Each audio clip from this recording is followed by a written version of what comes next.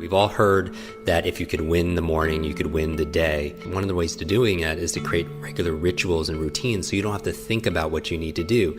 And if you could set up routines and habits, especially early in the day, you could benefit from this science and momentum and create positive momentum as opposed to being reactive, like how a lot of people do. They pick up their phone the first thing and they start reacting and driving distraction and reaction as opposed to proactively spending time with self-care and self-love and having a vision and a direction for your day. So let's get into it. Now, as I jump into this again, this is my ideal day. So sometimes I can't do all of this, but I could do as many as I can. So the first thing I do when I wake up is I recall my dreams.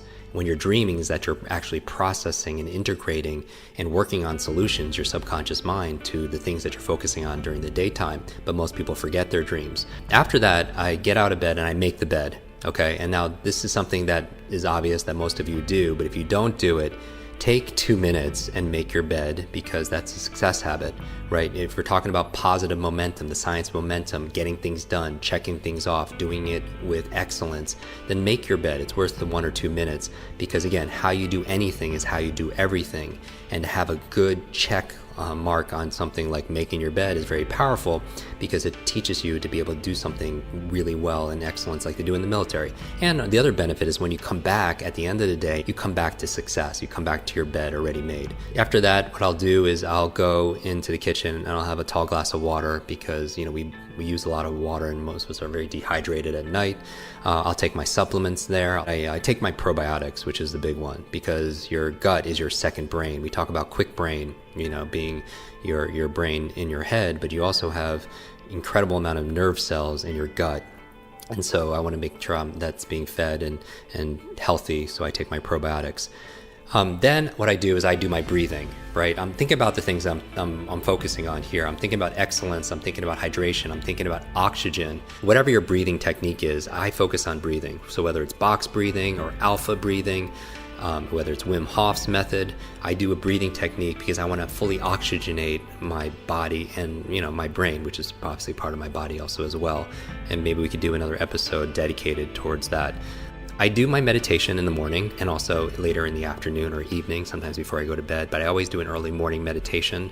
I do it for about 20 minutes. Mindfulness is so important. So I want to have a clear mind as I enter the day. And so meditation puts me in that space.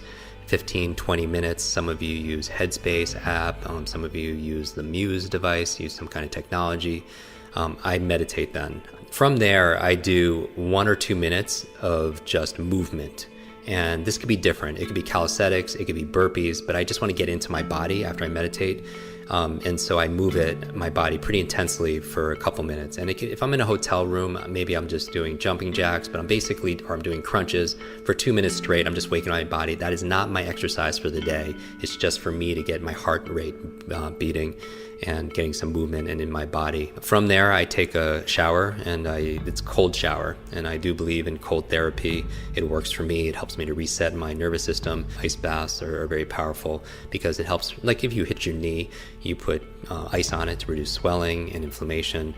Cold therapy is a very powerful way of resetting your nervous system and reducing inflammation. So I take a cold shower. When I get out, I go through my normal routine, right, of shaving and brush my teeth, all that good stuff. Then I make a tea, and my favorite tea is like a brain tea. It's a combination of gotu kola, ginkgo, lion's mane, some MCT oil, and some other gems. As I go through it, I sip my tea, and that's where I write my journal. And I'm a big believer in journaling. I've been doing it since I've been in college, and I feel like some of the most amazing thinkers of our time and in history, they journal and they keep diaries. I mean, you think about Edison, Einstein, Da Vinci. I mean, their journals are priceless, right?